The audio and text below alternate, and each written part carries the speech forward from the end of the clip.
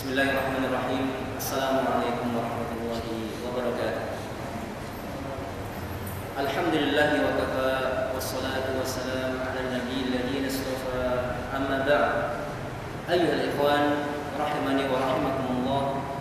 Alhamdulillah, segala puji bagi Allah Subhanahu wa taala yang telah memberikan kepada kita semuanya beragam kenikmatan. Nikmat berupa kesehatan serta waktu kesempatan yang Allah berikan kepada kita, sehingga pada siang hari ini kita masih dapat bermajlis dalam rangka thalabul ilmi syar'an, yaitu belajar ilmu yang berhubungan dengan syariat. Ayolah ikhwan, majlis ini adalah majlis yang kedua dari pembahasan seputar sihir. Qala al-muallif rahimahullahu ta'ala, berkata al-muallif Syekh Muhammad Ibn Abdul Wahhab rahimahullahu ta'ala, wa an Jundabin marfu'an, dari Jundab marfu'. Artinya disebut marfu' adalah bersambung ataupun dinisbatkan kepada Rasulullah sallallahu alaihi wasallam. Beliau mengatakan, haddus sahiri darbatun bisayf. Had, sanksi seorang tukang sihir adalah darbatun bisayf, ditebas dengan pedang, dibunuh artinya. Rawahu Tirmidzi, diriwayatkan oleh Imam Tirmidzi, wa qala as-sahih annahu mauquf. Tapi yang sahih adalah perkataan ini mauquf, bukan perkataan Rasulullah sallallahu alaihi wasallam, tapi perkataan yang dinisbatkan kepada sahabat, yaitu Jundab. Dan juga perlu dipahami bahwa Jundab di sini bukan Jundab bin Abdullah al-Bajali, tetapi Jundab yang lain yang terkenal sebagai pembunuh tukang sihir. Jadi bukan Jundab bin Abdullah al-Bajali. Ini perlu dipahami. Dan ini adalah merupakan perkataan yang sifatnya mauquf, dinisbatkan kepada sahabat, bukan perkataan Rasulullah sallallahu alaihi wasallam. Kemudian marfu', jadi dinisbatkan pada Rasulullah SAW. Hadis ini juga tidak lepas dari masalah, karena dalam riwayatnya ada seorang yang bernama Ismail bin Muslim al-Makki. Dia didhaifkan oleh para ulama. Ala kulli hal, perkataan Jundab tidak masalah kalau dilihat dari sisi isinya, karena pada dasarnya para ulama, mayoritas para ulama mengatakan bahwa had seorang tukang sihir adalah dibunuh. Dan juga perlu diperhatikan dalam lafaz Jundab di sini, haddus sahir, had. Jadi kalimat had yang dalam bahasa kita artinya adalah sanksi, itu harus dibedakan dengan kalimat uqubatul kufri, yaitu sanksi iqab bagi orang-orang yang melakukan kekufuran. Kalau had, sanksi, itu ada sifatnya hukuman yang diterapkan kepada orang-orang yang melakukan dosa di bawah kekufuran, sehingga mereka dibunuh. Misalnya orang yang berzina dan dia adalah seorang yang sudah menikah, maka dikasih had sanksi, dan sanksi ini ada sebagai mutahhir, yaitu pembersih daripada dosa-dosanya, dan berbeda dengan uqubah, sanksi yang diterapkan kepada orang-orang yang berbuat kekufuran. Maka ketika mereka dibunuh atas dasar riddah, yaitu murtad. Riddah bukan sebagai had sanksi, sebagai fungsinya adalah pembersih dosa, tapi adalah had ar-riddah. Dan suatu kesalahan adalah sebagian orang memasukkan bab hudud ini, ya, masukkan masalah hukuman atas orang murtad ini dalam bagian had. Misalnya haddur riddah. Sebetulnya ungkapan seperti ini adalah ungkapan yang dikritiki sebagian para ulama, termasuk Syekh Muhammad Al-Utsaimin. Karena pada dasarnya orang yang murtad, orang yang melakukan kekufuran, dia dibunuh yuqtalu riddatan lahaddan, dibunuh sebagai hukuman atas kemurtadannya, dan itu bukan sebagai pembersih dosanya. Berbeda dengan had, ya, berbeda dengan had orang-orang yang melakukan dosa di bawah kekufuran. Seperti itu. Kemudian kalimat haddus sahir di sini secara zahir seakan-akan as-sahir, seorang tukang sihir itu tidak semuanya keluar dari Islam. Hal ini berdasarkan pembagian sebagian para ulama seperti Syekh Muhammad Al-Utsaimin sendiri, bahwa status sihir dibagi menjadi dua. Yang pertama adalah sihir yang memiliki status ataupun hukum kekufuran, yaitu sihir yang menggunakan jasa asyaiton wal jin, menggunakan jasa setan dan jin. Kemudian yang kedua adalah sihir yang tidak mencapai derajat syirik berupa maksiat saja, yaitu sihir yang menggunakan mungkin obat-obatan ataupun menggunakan, kalau sekarang ini, rokok dengan asapnya ataupun ramuan-ramuan tertentu sehingga mempengaruhi pikiran orang lain, dan ini tidak sampai derajat syirik. Tapi ala kulli hal, orang-orang yang melakukan sihir, baik dia adalah tukang sihir yang menggunakan jasa setan ataupun tidak, maka hadnya pada dasarnya adalah dibunuh. Kalau yang pertama, orang yang melakukan sihir dengan bantuan setan tentunya syirik, maka dibunuh atas dasar dia murtad, kafir. Sedangkan orang yang melakukan sihir tidak menggunakan bantuan setan, derajatnya di bawah syirik, maka dia dibunuh sebagai balasan, sebagai sanksi karena dia telah melakukan dosa berupa sihir. Walaupun sihir yang dia lakukan tidak mencapai derajat syirik. Ini harus dipahami. Haddus sahiri darbatun bisayf. Had seorang pelaku sihir darbatun. Dalam satu riwayat darbuhu bisayf, yaitu ditebas lehernya dengan pedang. Tapi riwayat darbatun, kalimat darbatun ini lebih sahih dilihat dari dua sisi. Yang pertama adalah dia adalah nakirah. Kemudian lafaz darbatun itu menunjukkan bilangan. Artinya darbah adalah darbah wahidah, sekali tebas. Ini menunjukkan bahwa kisos itu diantara adab-adabnya adalah dilakukan dengan sekali tebas, dengan menggunakan senjata tajam dan sekali tebas. Maka lafaz darbatun itu lebih sahih daripada lafaz darbuhu yang bentuknya adalah ma'rifah. Karena darb nakirah dinisbatkan pada ma'rifah, maka pada dasarnya maknanya adalah ma'rifah. Setiap isim nakirah yang dinisbatkan pada ma'rifah, maka dia menjadi ma'rifah. Haddus sahiri darbatun bisayf. Wa qala wa fi sahih al-Bukhari an Bajalah bin Abadah qala kataba Umar bin Khattab radhiyallahu anhu an yaqtulu kulla sahirin wa sahira qala faqatalna thalatha sawahir. Disebutkan dalam Sahih Al-Bukhari, walaupun asar ini tidak didapatkan dalam Sahih Al-Bukhari, tapi lafaz ini didapatkan dalam Musnad Imam Ahmad dan Sunan Abi Dawud dengan sanad yang sahih dari sahabat Bajalah bin Abadah. Qala kataba Umar bin Khattab radhiyallahu anhu. Jadi Umar bin Khattab menetapkan, mewajibkan anirtulu kulla sahirin wa sahira, untuk membunuh setiap tukang sihir, baik laki-laki dan perempuan. Qala, perawinya mengatakan faqatalna thalatha sawah, dan kami membunuh 3 orang tukang sihir. Wa sahha an Hafsah radhiyallahu anha annaha amarat bi qatli jariyatin laha saharatha faqutilat. Ini disebutkan dalam Muwatta Imam Malik, yaitu sahih dari sahabiyah Ummul Mukminin Hafsah radhiyallahu anha, bahwa beliau memerintahkan untuk membunuh seorang budak perempuan yang dimiliki oleh beliau. Budak perempuan tersebut menyihir Hafsah radhiyallahu anha.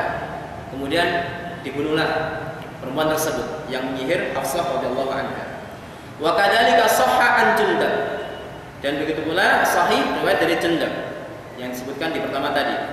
Qala Ahmad, yang dimaksud Ahmad di sini adalah Imam Ahmad rahimahullah taala, Ahmad Al-Hambali, an salasatin min ashabin Nabi sallallahu alaihi wasallam, yaitu riwayat sahih tentang perintah membunuh tukang sihir itu dari 3 sahabat. Yang pertama adalah Jundab, kemudian yang kedua siapa? Umar bin Khattab, yang ketiga adalah Hafsah radhiyallahu anha. Jadi perintah untuk membunuh tukang sihir itu sahih diriwayatkan dari 3 sahabat, Jundab, Umar bin Khattab, kemudian adalah Hafsah radhiyallahu anha. Berbicara tentang sihir, para ulama mengatakan bahwa sihir disebut sihir dilihat dari sisi bahasa adalah as-sihru kullu ma latufa wa khafiya wa daqqa sababu. Segala sesuatu yang tersembunyi sebab-sebabnya. Ya.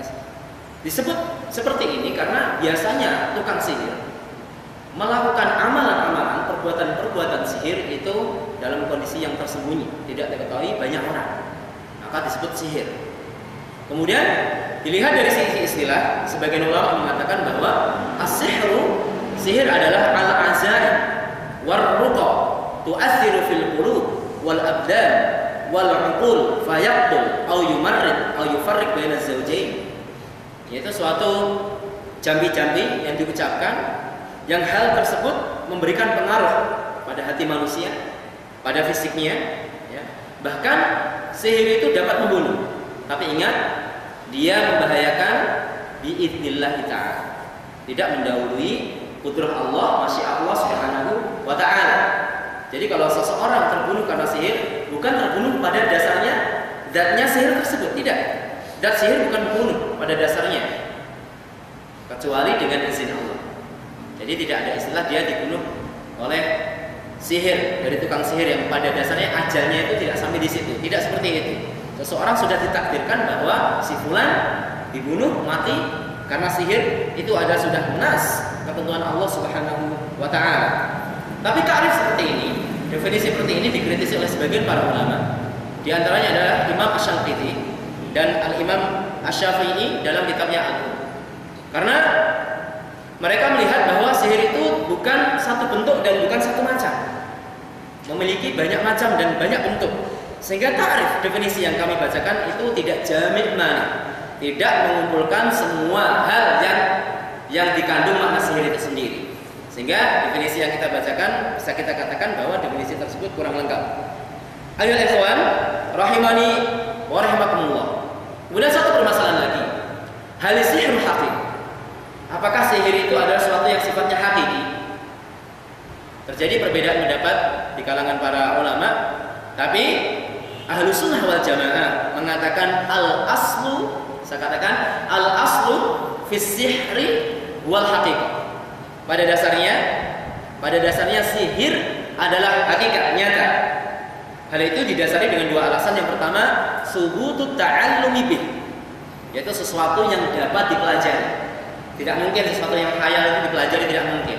Yang pertama, dalil yang pertama bahwa sihir itu nyata adalah subutut ta'allumi bih, sesuatu yang bisa dipelajari. Kemudian yang kedua adalah dilihat dari sisi kenyataan, pengaruh yang ditimbulkan oleh sihir, yaitu berupa pembunuhan, membuat orang sakit, kemudian membuat orang terpisah antara suami dan istri, itu adalah nyata. Sehingga Ahlussunnah wal Jamaah mengatakan al-aslu pada dasarnya sihir adalah kenyataan. Yang ini dikhilafi oleh sebagian orang-orang al-Mu'tazilah. Mereka mengatakan bahwa as-sihru huwal khayal, sihir adalah sesuatu yang sifatnya khayal. Mereka berdalil dengan firman Allah tentang perbuatan tukang sihir Fir'aun, yukhayyalu ilaihi min sihrihim annaha tas'a, yaitu tali-tali yang dilemparkan oleh tukang sihir Fir'aun itu seakan-akan ular, padahal itu adalah khayalan yang dibuat oleh tukang sihir terhadap mata-mata orang yang melihat. Penglihatan orang malaikat itu ditipu, satu khayalan. Jadi tali yang bergerak-gerak itu seakan-akan adalah ular. Dengan dalil ini, orang-orang Mu'tazilah mengatakan bahwa sihir adalah sifatnya khayal. Mau jawab? Apa jawabannya? Jawabannya adalah bahwa al-aslu fis sihri al-haqiqah. Sihir pada dasarnya adalah hakikat dan tidak dipungkiri bagian daripada sihir, ada macam bagian daripada sihir itu ada bentuknya sifatnya khayal. Maka pada dasarnya hakikat walaupun bagian daripada sihir ada yang sifatnya adalah khayali. Maka sebetulnya tidak ada ta'arud kalau orang-orang melihat asal khilafnya, tidak ada kontradiksi. Ahlussunnah wal Jamaah mengatakan al-aslu fi sihr.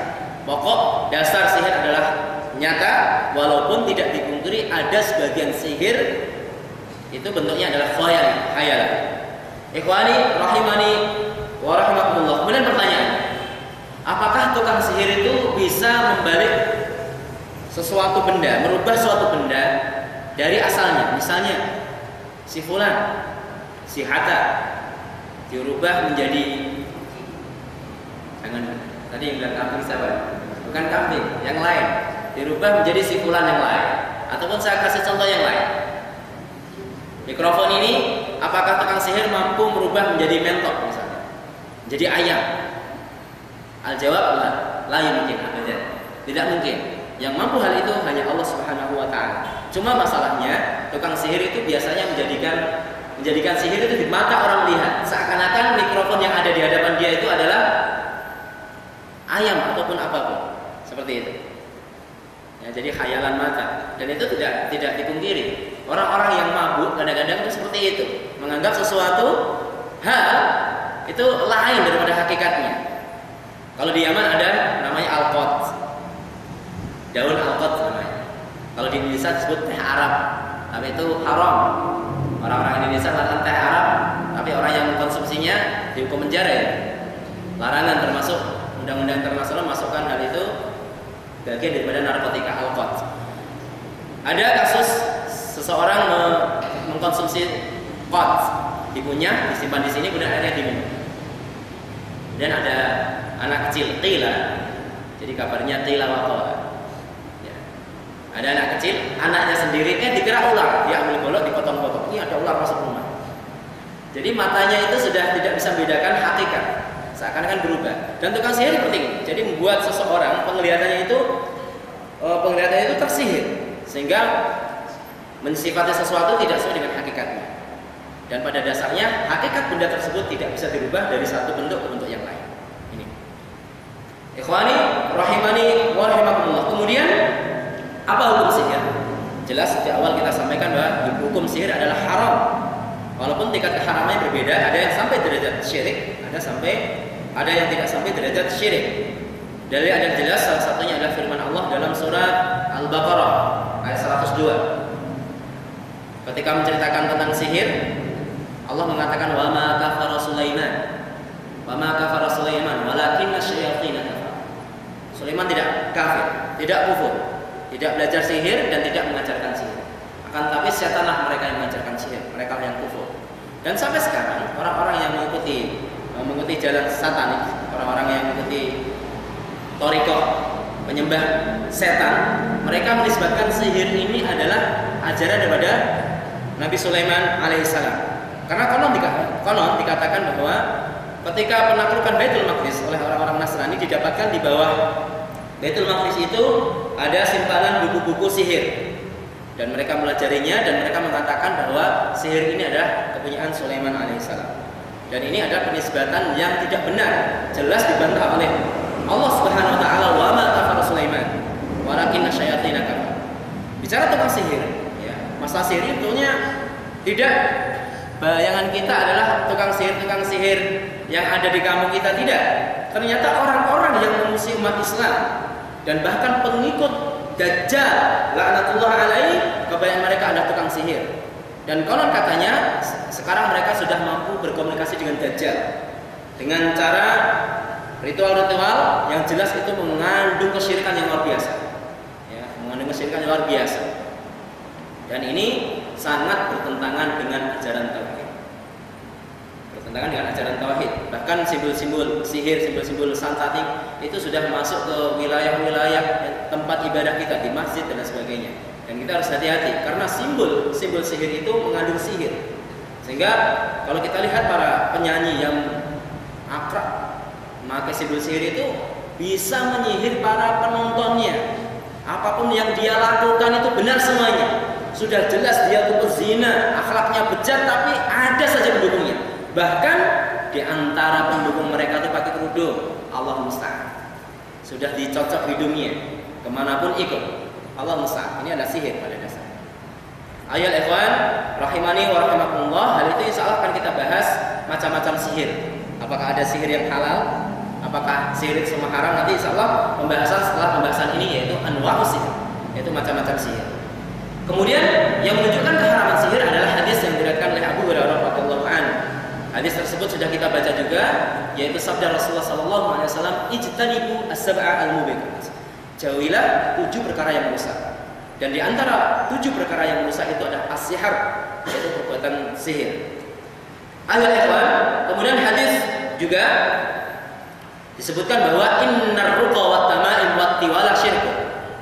Yaitu ruqyah, maksudnya ruqyah yang tercela, ruqyah yang syirik. Innar ruqa wat tamimah, sudah kita bahas masalah tamimah. Wat tiwala, tiwala juga sesuatu yang digantungkan untuk menjadikan lawan jenis kita terpikat ataupun pelet. Itu termasuk bagian daripada syirik. Dan itu adalah bagian daripada sihir itu sendiri. Jadikan orang tertarik, jadikan orang benci, dan ini adalah nyata. Maka hati-hati. Kita itu diperintahkan oleh Allah Subhanahu wa taala untuk selalu berlindung kepada Allah dari godaan setan, dari makar-makar setan, dari sihir-sihir yang dilakukan oleh para dukun yang bekerja sama dengan setan. Ayat ikhwan, rahimani wa rahimakumullah.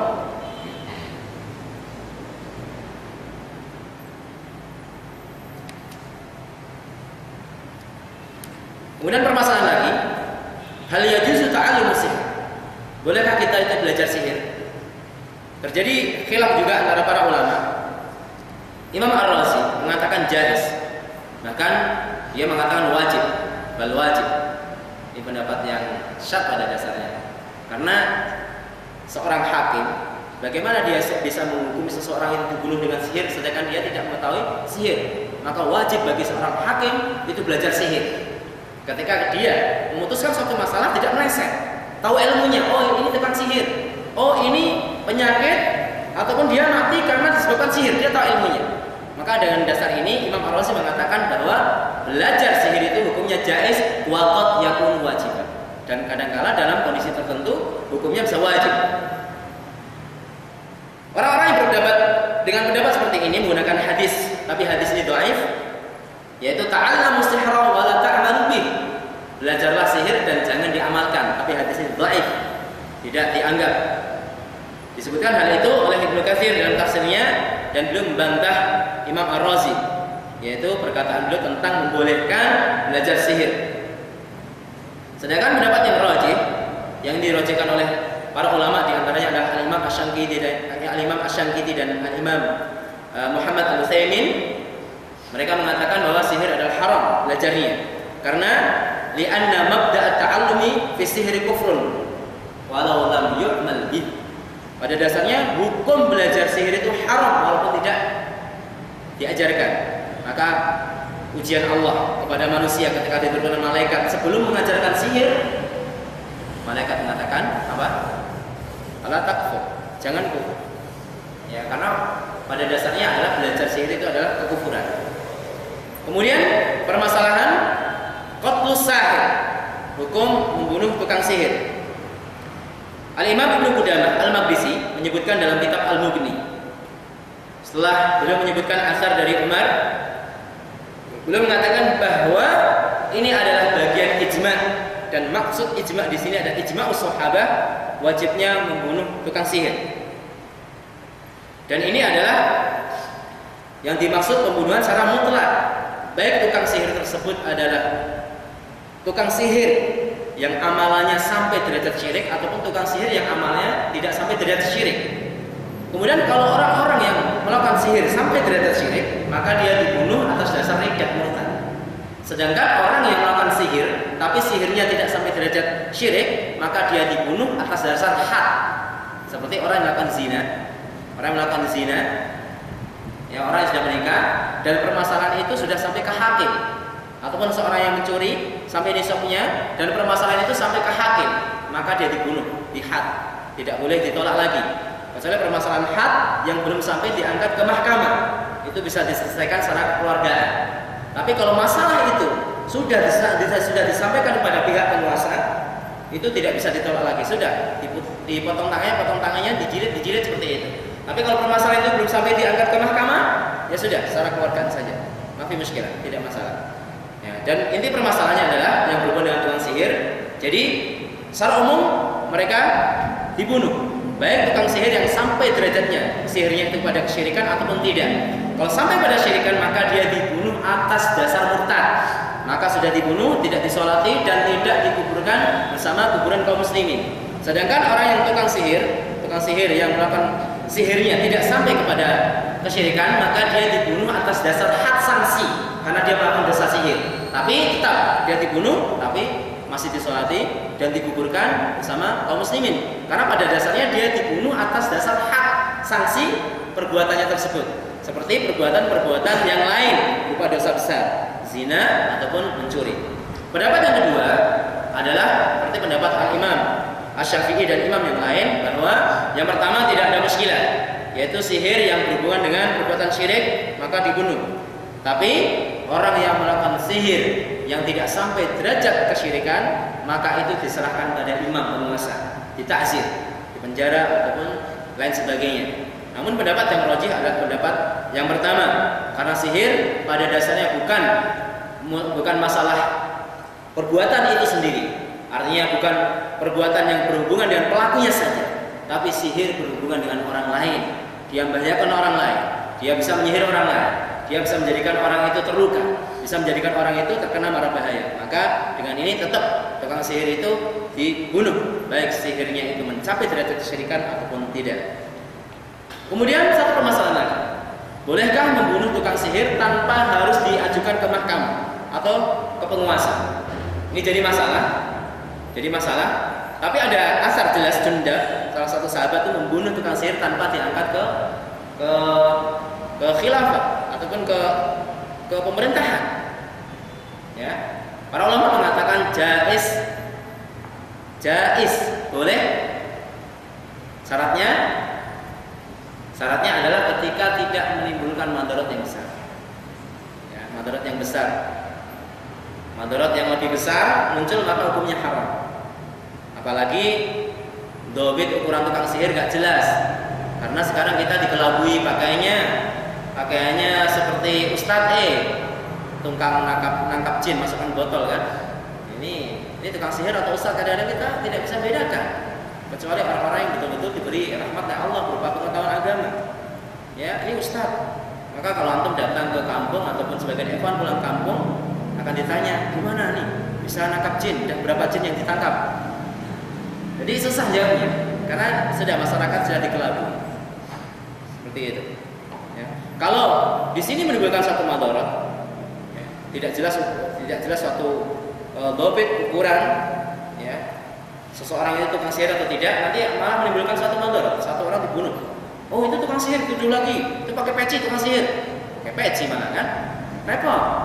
Maka harus diperhatikan antara maslahat dan madaratnya. Walaupun pada dasarnya hukumnya boleh, maka harus dibedakan hukum asal dan hukum etika tentunya. Seperti orang sholat, pendapat yang rajih aurat laki-laki adalah antara rukbah dan surah, antara lutut dan pusar. Tentunya boleh. Misalnya Ali dari kamar langsung masuk masjid pakai sarung nutupi pusarnya, dengkulnya juga tertutup, buka ini takbir jadi imam. Sah salatnya? Sah nggak? Sah, tapi etikanya, maka harus dibedakan hukum asli dan etika. Dilihat maslahat dan madaratnya. Hukum aslinya boleh-boleh saja membunuh tukang sihir ketika tidak menimbulkan madarat yang besar. Karena madarat pelaku sihir luar biasa. Ya, maka para ulama mengatakan lalu tetap tidak dikasih jeda taubat, bunuh. Kalau dia taubat urusan dia dengan Allah. Ya, beda dengan pelaku kesyirikan. Orang yang sujud pada selain Allah, kalau ada khilafah Islamnya dia panggil, kenapa sujud? Oh ini kan takarub, salah, terangkan. Kasih waktu, tobat 3 hari, balik atau tidak? Kalau balik sudah, yurfa'ul hukmul qatl, tidak jadi dibunuh. Tapi tukang sihir, kenapa menyihir? Enggak usah seperti itu, langsung. Ya, dia mau tobat itu urusan dia dengan Allah. Walaupun terjadi perbedaan pendapat antara para ulama, apakah dia diberi waktu tobat atau tidak. Sebagian ulama seperti Syekh Muhammad Al-Utsaimin juga mengatakan yustada, dikasih jeda taubat, karena berdasarkan kisah yang disebut oleh Al-Quran, tukang-tukang sihir Fir'aun mereka diterima taubat. Kemudian ini dikiaskan juga terhadap orang-orang yang melakukan kesyirikan. Orang melakukan kesyirikan juga diberi waktu, jeda, rentan waktu untuk dia bertobat. Wallahu a'lam bishawab. Ka'anna ar-rajih, seakan-akan yang rajih adalah pendapat yang pertama, yaitu tukang sihir la yustatab. Wallahu a'lam bishawab. Kemudian tukang sihir ahlul kitab. Jadi ada hadis sahih yang menunjukkan bahwa Rasulullah pernah disihir, yaitu labid namanya. Tapi khilaf antara para ulama apakah dia termasuk bagian dari ahlul kitab, orang Yahudi, ataupun dia seorang muslim yang munafik. Terjadi khilaf. Tapi yang zahir, yang jelas sepertinya ada dia dari bagian ahlul kitab. Sehingga muncul satu pendapat apakah tukang sihir dari ahlul kitab itu dibunuh atau tidak. Kalau Imam Abu Hanifah mengatakan iya dibunuh. Tapi pendapat yang lain mengatakan bahwa tukang sihir ahlul kitab ketika dia tobat kemudian masuk Islam, diterima Islamnya dan tidak diberikan sanksi berupa pembunuhan. Ini adalah khilaf antara para ulama yang berhubungan dengan tukang sihir dari kalangan ahlul kitab. Sedangkan pertanyaannya kenapa labid yang menyihir Rasulullah tidak dibunuh? Maka jawabannya adalah supaya tidak dikatakan bahwa Rasulullah SAW membunuh orang-orang yang di sekitarnya. Ini menunjukkan bahwa labid adalah seorang yang mengaku Islam tapi dia menunjukkan kemunafikan. Karena dikatakan Rasulullah tidak membunuh, supaya tidak dikatakan Rasulullah itu membunuh orang-orang di sekitarnya. Rasulullah paham betul siapa orang-orang munafik seraya perorangan. Si fulan dan si fulan. Kenapa Rasulullah tidak membunuhnya? Supaya tidak dikatakan bahwa Muhammad SAW membunuh para sahabatnya. Ini lagi-lagi kembali pada maslahat. Maka Islam pada dasarnya bunya ala maslahat, dibangun di atas kemaslahatan. Maka penting sekali maslahat. Maka jangan sampai kita memahami perkataan mentah-mentah. Misalnya Syekh Qutb mengatakan seorang para dai sekarang adalah ubadul maslahat, para penyembah maslahat. Jangan dipahami mentah-mentah. Jangan sampai perkataan ini menjadikan kita tidak membedakan mana maslahat dan madharat. Karena pada dasarnya penting melihat maslahat dan madharat. Maka banyak para ulama berikan satu contoh kaidah-kaidah yang berhubungan dengan maslahat dan madharat. Ketika maslahat dan madharat yang lebih rajih, yang lebih kuat itu madharatnya apa hukumnya? Kalau sama-sama maslahat dan madharat sama tingkatannya, mana yang lebih didahulukan? Itu adalah kaidah-kaidah para ulama diletakkan supaya orang memperhatikan masalah yang berhubungan dengan maslahat dan madharat. Maka ungkapan salah seorang alim itu harus kita teliti juga. Jangan karena dasar semangat ketika kita bicara maslahat, anta ubadul maslahat, kamu itu penyembah maslahat. Tidak. Itu harus dipahami oleh para dai sehingga dia bersikap dengan sikap yang wasatiyah, pertengahan, dan sikap pertengahan dhabituha Al-Qur'an wa sunnah. Dhabit ukuran yang benar, sikap wasatiyah pertengahan adalah Al-Qur'an dan sunnah Rasulullah sallallahu alaihi wasallam. Aqulu qouli hadza billahi taufiq wal hidayah. Assalamualaikum